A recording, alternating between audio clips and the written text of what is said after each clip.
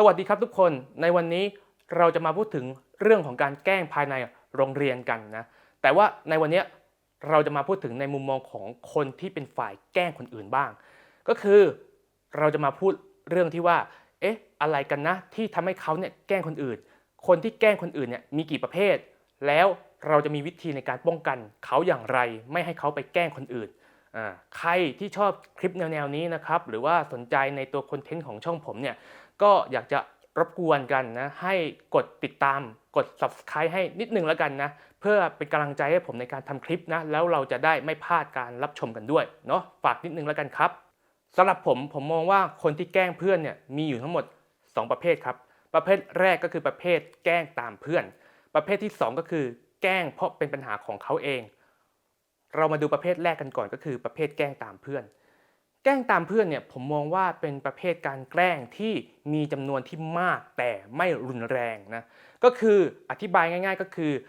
อมันจะเป็นการที่แบบเหมือนกับก็คือแกล้งตามเพื่อนตัวเองเนี่ยอาจจะไม่ได้มีจิตใจที่อยากจะทำร้ายคนอื่นแต่ว่าพอเพื่อนแกล้งก็แกล้งตามอะไรแบบนี้อาจจะแบบเฮฮาสนุกกันไปอะไรแบบนี้โดยที่แบบไม่ได้คำนึงถึงคนอื่นว่าเขาสนุกกับเราไหมอะไรแบบนี้แต่ว่าพอแกล้งจนกระทั่งถึงจุดหนึ่งปุ๊บเนี่ยก็อาจจะเบรกตัวเองได้แล้วว่าแบบฉันทำแรงไปนะอะไรแบบนี้ซึ่งคนประเภทนี้ผมมองว่าเป็นคนที่ไม่ได้มีปัญหาอะไรมากมายยังมีเรื่องของจิตสำนึกเรื่องของการเบรกอารมณ์ที่ยัง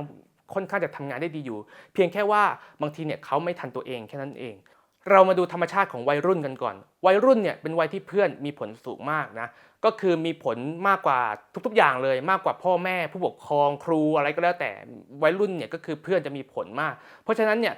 ไม่ว่าจะอะไรก็แล้วแต่เนี่ยเขาจะเฮฮาตามเพื่อนไปก่อนนึกออกเนาะเพื่อนว่าไงก็ตามนั้นเพื่อนเนี่ยมีผลในการชักจูงชักนำอะไรแล้วแต่เพื่อนมีผลว่าง่ายก็คือเพื่อนมีผลกับชีวิตเขามากที่สุดนั่นเองนะในขณะเดียวกันเขาก็เป็นวัยหนึ่งที่มีอารมณ์ที่รุนแรงและเรื่องของการเบรกอารมณ์เรื่องของการคิดไตร่ตรองก็อาจจะยังได้ไม่ได้ดีมากนักนะเมื่อ3สิ่งนี้มารวมกันเนี่ยบางทีเนี่ยเพื่อนชักชวนให้ไปแกล้งคนเนี้ยเขาก็เฮฮาตามเพื่อนไปอะไรแบบนี้นี่คือธรรมชาติอย่างหนึ่งของวัยรุ่นนะแล้วประกอบกับที่ว่ามันอาจจะเป็นเรื่องของทางสังคมด้วยก็คือบางทีเนี่ยการที่เขาไม่แกล้งคนเนี่ยบางทีเขาอาจจะกลายเป็นแกะดำซะเองนะถ้าเกิดว่าเขาไม่แกล้งคนอื่นนึกออกป่ะถ้าเพื่อนทั้งห้องแบบแกล้งกันหมดอย่างเงี้ยแล้วเขาไม่แกล้งคนเดียวเขาอาจจะเป็นฝ่ายถูกแกล้งซะเองด้วยซ้ำอะไรแบบนี้การแก้ไขเนี่ยผมมองว่ามันยังไม่ยากมากนักนะผมมองว่าเรายังสอนเขาได้นะแต่ว่าอาจจะสอนด้วยคำพูดอย่างเดียวไม่ได้ไงอาจจะต้องสอนผ่านกิจกรรมอะไรแบบนี้มากกว่าหลักๆที่เราจะต้องสอนก็คือเราจะต้องสอนเรื่องของความแตกต่างระหว่างบุคคลเรื่องของที่ว่าคนเราแต่ละคนเนี่ยเกิดมาไม่เหมือนกันคนเราแต่ละคนเนี่ยมีจุดแข็งจุดอ่อนไม่เหมือนกันเพื่อนแต่ละคนก็ไม่เหมือนกันสอนเรื่องของสิทธิส่วนบุคคลอะไรแบบนี้แล้วก็ที่สำคัญที่สุดเลยก็คือสอนเรื่องของการให้อภัยการเห็นอกเห็นใจคนอื่นนะโดยเราอาจจะสอนด้วยวิธีการสวมบทก็ได้เช่นสวมบทบาทว่าถ้าเราลองสมมุติว่าตัวเราเองเนี่ยเป็นเพื่อนคนนี้แล้วเราถูกแกล้งแบบนี้เราจะโอเคไหมเราก็อาจจะไม่โอเคใช่ไหมที่เราโดนแกล้งแบบนี้อะไรแบบเนี้ยมันก็เป็นการสวมบทบาทอย่างหนึ่งว่าสมมุติว่าเราเป็นคนถูกแกล้งอย่างเงี้ยอะไรแบบเนี้ยครับซึ่งผมมองว่ามันอาจจะจำเป็นที่จะต้องทำร่วมกันทั้งระบบเลยก็คือมันอาจจะทำแค่คนเดียวไม่ได้อาจจะต้องทั้งโรงเรียนทั้งผู้ปกครองอะไรเงี้ยหลายๆส่วนช่วยกันทำเนาะหลักๆก็คือสอนเรื่องพวกนี้แหละสอนเรื่องของการปลูกจิตสำนึกเรื่องของการเห็นอกเห็นใจคนอื่นเรื่องของการให้อภัยคนอื่นอะไรแบบนี้สำคัญสุดก็คือเรื่องของสิทธิส่วนบุคคลอะไรที่มันทำได้อะไรที่ทำไม่ได้อะไรที่มันเป็นสิทธิส่วนบุคคลเนี้ยก็อย่าไปก้าวข้ามมันอะไรแบบนี้เนาะสุดท้ายเนี่ยผมเลยมองว่ามันไม่ยากจนเกินไปครับคือผมมองว่าสอนระดับหนึ่งเขาก็น่าจะพอได้แล้วล่ะอะไรอย่างนี้แต่ทั้งนี้ทั้งนั้นเนี่ยพูดเฉยๆอาจจะไม่เพียงพอไงอาจจะจำเป็นต้องทำผ่านกิจกรรมอะไรแบบนี้มากกว่าแล้วก็ค่อยๆใช้เวลาไปเรื่อยๆนะทั้งนี้ทั้งนั้นเนี่ยเรื่องพวกนี้อันที่จริงแล้วผมมองว่ามันควรจะถูกทำตั้งแต่ก่อนวัยรุ่นซะด้วยซ้ำนะเพราะว่ารากฐานของวัยรุ่นเนี่ยมันคือวัยเด็กถ้าเกิดวัยเด็กเป็นอย่างไรเนี่ยมันจะโผล่ตอนวัยรุ่นนะวัยเด็กมีอะไรเกิดขึ้นเนี่ยอาจจะยังเห็นไม่ชัดเจนแต่พอเข้าสู่วัยรุ่นปุ๊บเนี่ยมันจะระเบิดมันจะขยายออกมาให้เห็นชัดเจนเพราะฉะนั้นเนี่ยเรื่องพวกนี้การสอนเห็นอกเห็นใจคนอื่นเมตตาให้อภัยหรือเรื่องของการสิทธิส่วนบุคคลคนอื่นผมมองว่ามันสามารถสอนได้ตั้งแต่เด็กเลยและมันควรจะสอนตั้งแต่เด็กด้วยไม่ใช่มาสอนตั้งแต่วัยรุ่นนะวัยรุ่นเนี่ยก็สอนได้แหละแต่ว่าถ้าสอนได้ตั้งแต่เด็กมันก็ย่อมจะดีกว่าอยู่แล้วนะโอเคอันนี้ก็เป็นอีกสิ่งนึงที่อยากจะฝากบอกเอาไว้ครับสำหรับกลุ่มที่แกล้งตามเพื่อนสำหรับกลุ่มประเภทที่2นะครับก็คือแกล้งเพราะเป็นปัญหาของเขาเองผมมองว่ากลุ่มนี้มีจำนวนที่ไม่เยอะนะแต่ว่ารุนแรงและน่ากลัวนะและต้องรีบเยียวยาด้วย ก็คือผมมองอย่างนี้ครับผมมองว่าคนประเภทนี้ตัวเขาเองมีปัญหานะตัวเขาเองมีความทุกข์เขาก็เลยถ่ายทอดความทุกข์ที่เขามีอยู่ในใจให้คนอื่นผ่านการแกล้งคนกลุ่มนี้เท่าที่ผมสังเกตเห็นนะเขาจะมีปัญหาตั้งแต่วัยเด็กแล้วแต่ว่าอาจจะเห็นไม่ชัดเจนแต่พอโตขึ้นมาเนี่ยเป็นวัยรุ่นปุ๊บเนี่ยมันก็เห็นผลที่ชัดเจนคนกลุ่มนี้สังเกตดูดีๆว่าตั้งแต่วัยเด็กเนี่ยมักจะเป็นคนที่ดื้อสอนอะไรไม่ค่อยฟังอันนี้ยังไม่เท่าไหร่แต่ว่าสิ่งที่สำคัญกว่านั้นก็คือเป็นคนที่แบบไม่ค่อยกลัวการทำโทษเป็นคนที่แบบคุมอารมณ์ไม่ค่อยได้แบบท้าทายอะไรแบบนี้แล้วก็คุมอารมณ์ได้ไม่ดีอะไรแบบนี้หรือแบบอาจจะมีอาการที่แบบใช้ตัวเองเป็นจุดศูนย์กลางอะไรแบบนี้ซึ่งมันน่ากลัวมากนะเพราะว่าถ้าเรายังปล่อยเขาไว้พอเขาเข้ามาสู่วัยรุ่นเขาก็จะกลายเป็นคนกลุ่มนี้เป็นกลุ่มที่มีปัญหาได้นะคือผมคงตอบไม่ได้หรอกว่ามันเป็นเพราะอะไรมันอาจจะเกิดจากการเลี้ยงดูอาจจะเกิดจากสภาพแวดล้อมสภาพสังคมหรือว่าอาจจะเกิดจากระบบสมองของเขาที่ทำงานผิดปกติหรือว่าอาจจะเกิดจากภาวะบางอย่างที่เขาเป็นเช่นอาจจะเป็นโรคทางจิตเวชบางอย่างร่วมด้วยเช่นอาจจะเป็นโรคสมาธิสั้นร่วมด้วยอะไรแบบนี้หรืออาจจะเป็นกลุ่มเด็กพิเศษกลุ่มหนึ่งก็ได้ที่เขาเรียกว่ากลุ่มที่มีปัญหาด้านพฤติกรรมและอารมณ์อะไรแบบนี้ซึ่งสุดท้ายเนี่ยไม่ว่าจะเป็นเพราะอะไรก็แล้วแต่เนี่ยสุดท้ายเด็กกลุ่มนี้ก็ต้องจับไปปรับพฤติกรรมอยู่ดีเพราะว่าเด็กกลุ่มนี้ถ้าเราปล่อยทิ้งไว้เนี่ยน่าสงสารเพราะว่าถ้าเราปล่อยทิ้งไว้เนี่ยเขาสุ่มเสี่ยงมากที่จะหลงทางหลงผิดได้เนาะมันสุ่มเสี่ยงที่เขาจะเข้าไปอยู่ในกลุ่มคนที่ไม่ดียิ่งถ้าเกิดว่าแบบอยู่ในโรงเรียนไม่ได้เพราะแกล้งเพื่อนเยอะหรืออะไรก็แล้วแต่เนี่ยโดนไล่ออกก็ยิ่งหนักเลยนะก็ไปสู่สังคมที่ไม่ดีสุ่มเสี่ยงที่จะติดยาติดสารเสพติดหรือว่าสุ่มเสี่ยงที่จะท้องก่อนวัยอันควรอะไรแบบนี้ก็ได้นะทำคนอื่นท้องอะไรแบบนี้ก็ได้ถ้าเป็นผู้ชายอะไรเงี้ยมันเสี่ยงมาก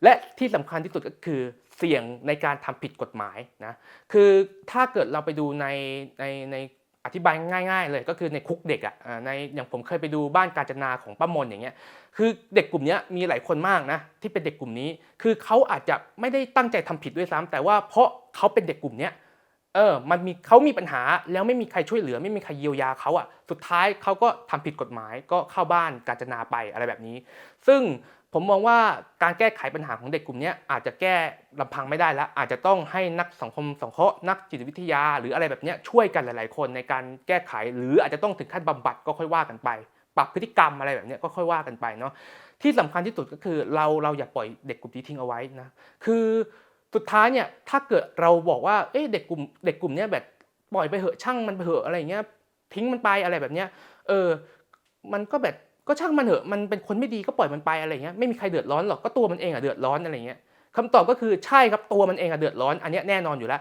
แต่สุดท้ายเนี่ยก็หนีไม่พ้นหรอกที่สังคมจะเดือดร้อนซะเองเพราะว่าสุดท้ายเด็กกลุ่มนี้ก็สุ่มเสี่ยงที่จะกลายเป็นอาชญากรแล้วสุดท้ายเนี่ยถ้าเกิดเหตุที่เป็นอาชญากรรมขึ้นมาถามว่าใครเดือดร้อนก็คนในสังคมทุกคนนี่แหละเดือดร้อนจริงไหมอะไรแบบนี้เพราะฉะนั้นเนี่ยมันก็เป็นกงจักรที่วนกลับมาอยู่ดีเพราะฉะนั้นคำพูดนี้มันไม่ถูกหรอกที่จะบอกว่าปล่อยมันไปตัวมันเองเดือดร้อนไม่ใช่ครับตัวมันเองเดือดร้อนแน่นอนแต่สุดท้ายเนี่ยคนที่เดือดร้อนที่สุดไม่ใช่ตัวมันเองนะคนทั่วๆไปในสังคมที่ไม่รู้เรื่องอะไรเลยนั่นเดือดร้อนที่สุดคดีอาชญากรรมเกิดขึ้นจากคนกลุ่มนี้อะไรแบบนี้เพราะฉะนั้นความเห็นของผมก็คือเราอย่าปล่อยคนกลุ่มนี้เอาไว้นะก็อันที่จริงเนี่ยเพื่อนผมที่มีลักษณะที่เป็นเหมือนกับคนกลุ่มนี้ประเภทที่แกล้งเพราะเขามีปัญหาของเขาเองเนี่ยมีอยู่หลายคนนะ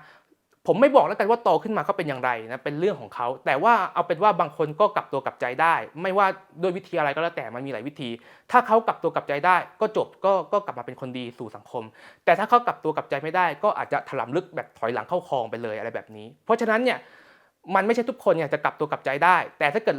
เรามีการแบบให้โอกาสเขาเรามีการช่วยเหลือเขาเนี่ยก็อย่างน้อยเราอาจจะยังกู้เขากลับมาได้อะไรแบบนี้เนาะเพราะฉะนั้นสุดท้ายเนี่ยผมมองว่าอย่าทิ้งไว้ครับเด็กกลุ่มนี้มันสุ่มเสี่ยงเนาะเพราะว่าสุดท้ายเนี่ยคนที่อันตรายนะคนที่ไม่ปลอดภัยที่สุดก็คือเราทุกคนในสังคมเนี่ยแหละที่จะไม่ปลอดภัยมากที่สุดทีนี้ผมก็ขอแถมให้ด้วยแล้วกันว่าพอดีว่ามีคนเขาถามนะว่าแล้วถ้าเกิดในกรณีที่ว่ามีเด็กพิเศษเรียนอยู่ด้วยเนี่ยเราจะช่วยเหลือเขาอย่างไรนะก็คือผมมองว่าสุดท้ายเอาจริงๆเด็กพิเศษตัวเด็กเองอาจจะไม่ใช่ปัญหาก็ได้ปัญหาอาจจะอยู่ที่เพื่อนเขานั่นแหละที่เป็นคนไปแกล้งเขาทีเนี้ยถ้าถามผมมองว่าเราก็ต้องไปทำความเข้าใจกับเพื่อนคนอื่นๆนะว่าคนนี้เป็นแบบนี้อะไรแบบนี้คนนี้เพื่อนเราคนนี้อาจจะเป็นแบบนี้อะไรเงี้ยก็อาจจะให้แบบเข้าใจเขาหน่อยเห็นใจเขาหน่อยอะไรแบบนี้ช่วยเหลือเขาหน่อยอะไรแบบนี้อย่าไปแกล้งอะไรเขามากมายอะไรอย่างนี้ก็อาจจะต้องพูดกับเพื่อนไปเลยทีนี้เนี่ยเทคนิคในการใช้เนี่ยก็อาจจะใช้เทคนิคแบบเดียวกับกลุ่มประเภทแรกก็คือเรื่องของการสอนเรื่องของสิทธิส่วนบุคคลเรื่องของการเห็นอกเห็นใจคนอื่นหรือว่าสวม ขอโทษครับสอนเรื่องของการสวมบทบาทอะไรพวกนี้ด้วยอะไรแบบนี้ก็อาจจะใช้ได้เหมือนกันก็คือกลับไปเป็นกลุ่มแรกนั่นแหละในการสอนเพื่อนแต่ว่าสุดท้ายเนี่ยก็อย่าลืมว่าอาจจะไม่จำเป็นต้องไปบอกเพื่อนทุกคนก็ได้เพราะว่าในความเป็นจริงเนี่ยเราก็ต้องยอมรับตรงๆว่าก็คือไม่ใช่ทุกคนจะยอมรับเด็กพิเศษถ้าเกิดว่าเราดันไปบอกกลุ่มบางกลุ่มเช่นกลุ่มประเภทที่2ก็คือกลุ่มประเภทมีปัญหาด้วยตัวเองเนี่ยแล้วกลุ่มประเภทนี้มันพร้อมจะบูลลี่คนอยู่แล้วอะบางทีอะกลุ่มแบบนี้เขาอาจจะไม่ยอมรับเด็กพิเศษไงเด็กพิเศษอาจจะยิ่งโดนบูลลี่หนักกว่าเดิมก็ได้อะไรแบบนี้อาจจะยิ่งโดนแกล้งหนักกว่าเดิมก็ได้อะไรแบบนี้เพราะฉะนั้นเนี่ยมันไม่จำเป็นต้องบอกเพื่อนทุกคนในห้องเนาะแต่ทั้งนี้ทั้งนั้นเนี่ยผมมองว่ามันก็ขึ้นอยู่กับความเหมาะสมอีกทีนึงนะมันก็อาจจะพูดได้แค่คร่าวๆสุดท้ายมันก็ต้องไปดูบทบาทของในสังคมนั้นอ่ะเพราะว่าสุดท้ายโรงเรียนเนี่ยมันเป็นสังคมภาคปิดที่บังคับไงยังไงมันก็ต้องอยู่ร่วมกันในห้องอ่ะนะเพราะฉะนั้นเนี่ยมันก็พูดยากเหมือนกันคือถ้าเป็นโรงเรียนที่เป็นโรงเรียนเรียนร่วมหรือว่าโรงเรียนที่มีครูการศึกษาพิเศษอันนี้ไม่น่าห่วงเพราะว่าเขาจะมีวิธีจัดการแต่ว่าที่น่าห่วงก็คือโรงเรียนที่ว่าเป็นเด็กพิเศษนิดหน่อยเป็นนิดๆแล้วแฝงเข้าไปเรียนอย่างเงี้ย